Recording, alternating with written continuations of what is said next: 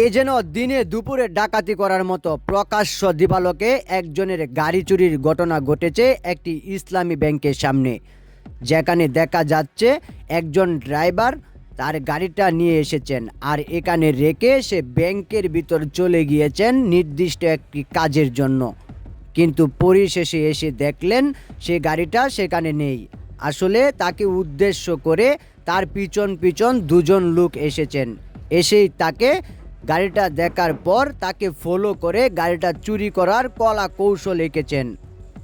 আর এমন জায়গা থেকে গাড়ি চুরির ঘটনা আপনারা অনেক ভিডিওতে দেখেছেন, কিন্তু এটা একটু ব্যতিক্রম, কারণ তার সাথে রয়েছিল কয়েক লক্ষ টাকা। আর এই কয়েক লক্ষ টাকাকে কেন্দ্র করে তার গাড়িটি নিয়ে পালিয়েছেন। আসলে যখন কয়েক লক্ষ টাকার গাড়ি এভাবে চুরি হয়ে যায় তখন আপনি নিজেকে কিভাবে সায় দিবেন সেই বিষয়টা এখন আপনার মাথায় নেই, কারণ আপনি যে কোনো জায়গায় যখন গাড়ি রেখে চলে যান তখন সেটাকে সেফলি মনে করেন।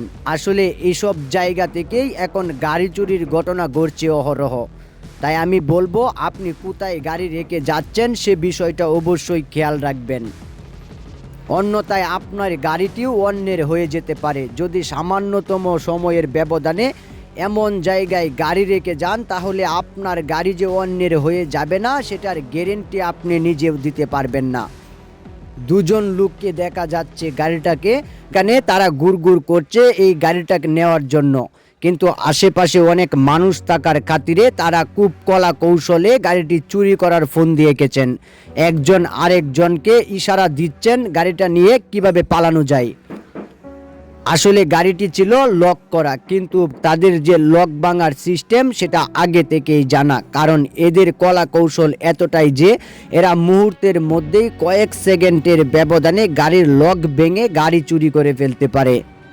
তাই আপনাকে বলবো আপনি সতর্কতা অবলম্বন করে গাড়ি চালাবেন, সতর্কতা অবলম্বন করে গাড়ি রাখবেন, অন্যথায় আপনার বাইকটিও অন্যে চুরি করে নিয়ে যেতে পারে।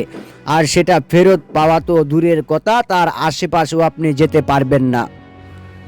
তাই আমি আপনাকে একটা সৎ পরামর্শ দিতে পারি, গাড়িতে যদি জিপিএস ট্র্যাকার লাগিয়ে দেন তাহলে হয়তোবা আপনার গাড়িটি কোথায় যাচ্ছে, কোন রুটে চলছে সব কিছুই মোবাইলের মাধ্যমে ট্র্যাকিং করতে পারবেন।